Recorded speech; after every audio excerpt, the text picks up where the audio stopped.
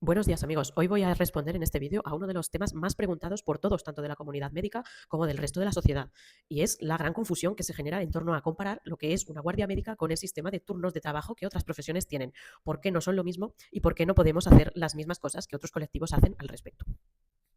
Nos remontamos entonces a los orígenes del concepto de guardia médica. Esta idea se creó en la década de 1970. Nacieron bajo el concepto de expectativa de trabajo, ya que se asumía que los médicos estaban simplemente pues, a la espera de que llegaran los pacientes y se les tenía que tener localizados de alguna manera. Según fueran llegando los casos graves y que tenían compromiso vital, se les iban atendiendo fuera de la jornada. Sin embargo, la evolución del sistema sanitario y de las necesidades de la población las acabó convirtiendo en unas jornadas ininterrumpidas, de las que al final pues, se desprendía una altísima exigencia física, pero sobre todo cognitiva. Hubo un momento inicial en el que el exceso de horas no encajaba bien dentro de los contratos laborales habituales del personal médico. El personal, lógicamente, protestó y se creó el concepto de la hora complementaria. Esta hora podía reconocer el trabajo extra, pero con una cotización o una retribución distinta a la de la jornada habitual del médico.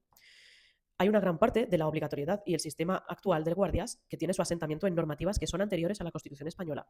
Además, también el Estatuto Marco posterior ya se está quedando bastante atrás y es uno de los motivos principales que la huelga de médicos, ahora la que estáis viendo en todos los informativos, en todas las plataformas, pues uno de los motivos que alega es precisamente la remodelación de este estatuto.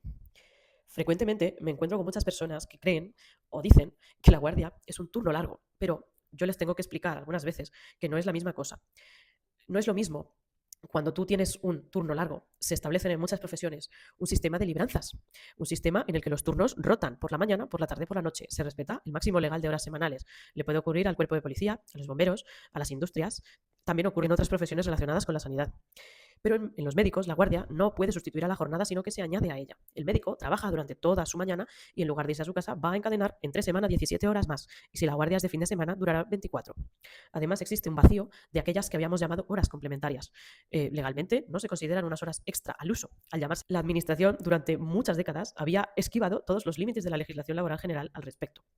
También es irónico el tema del descanso, porque se menciona en el estatuto pues la libranza del día siguiente, sí, pero esto es un descanso obligatorio que es de salud pública y además, si no se computa adecuadamente, puede penalizar el sueldo base. Me he llegado a encontrar personas que dicen que por qué nos quejamos tanto si luego podemos librar 3 días. Esto en medicina no sería posible porque nuestro calendario habitual no funciona de esta manera. De hecho, no podría funcionar de esta manera porque nuestro día de libranza es únicamente uno. Solamente se me ocurre un caso excepcional que sería pues, el de un profesional que se ha presentado el domingo a trabajar y librará el lunes, pero en algunos hospitales que conozco, si tú has hecho una guardia de doblete, que ya es irme muy lejos, entre el viernes y el domingo, librarás también el martes, con lo cual te incorporas al trabajo el miércoles. Pero esto es un caso totalmente puntual. Esto se habría hecho así para compensar que esa persona no ha hecho su libranza ni el sábado ni el domingo y que por el criterio legal le correspondería estar ausente pues el lunes y el martes de la semana siguiente.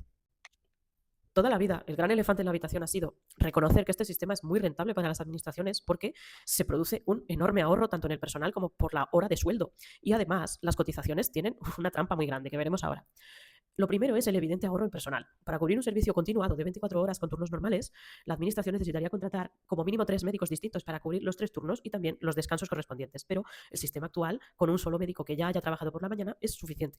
De esta forma, pues lógicamente se están ahorrando miles de contratos estructurales. Además, como la hora de guardia se paga habitualmente por debajo del precio de la hora ordinaria en jornada normal, cosa la cual no es habitual en ningún otro mercado laboral, porque precisamente ahí fuera la nocturnidad y la festividad se premian y se incentivan. Recordad también que estas horas no tienen un cómputo igual para la jubilación en la misma proporción que el tiempo trabajado, porque la Administración exprime más horas de trabajo efectivo sin aumentar proporcionalmente sus costes de seguridad social a largo plazo. ¿Qué podría pasar si de repente ocurre este cambio que muchas personas están buscando? Esto es lo que sería la antesala de un colapso presupuestario. Si mañana eventualmente un gobierno prohibiese las guardias de 24 horas y obligase a que se creasen turnos de 12 o de 8, habría que multiplicar el presupuesto sanitario alrededor de por 3 para contratar a la avalancha de médicos necesarios. No hay dinero ni médicos disponibles en la bolsa para sostener un cambio así, al menos de golpe. En prensa y en determinados ensayos al respecto se hace referencia también a un concepto llamado el síndrome de Estocolmo salarial. Muchos médicos, sobre todo los más jóvenes, los MIRES y la gente que tiene salarios más bajos a nivel base, dependen del dinero de las guardias para poder elevar su sueldo a unos niveles más dignos. Si se quitasen las guardias sin subir ese sueldo base, recordad que nuestro sueldo base cuando estamos en esas épocas, sobre todo el de residente, que es el que mejor os puedo decir, es un sueldo realmente muy, muy bajo. Lo digo en muchos vídeos. Es un sueldo que ronda los 1.200 euros y depende de la comunidad autónoma en la que estemos.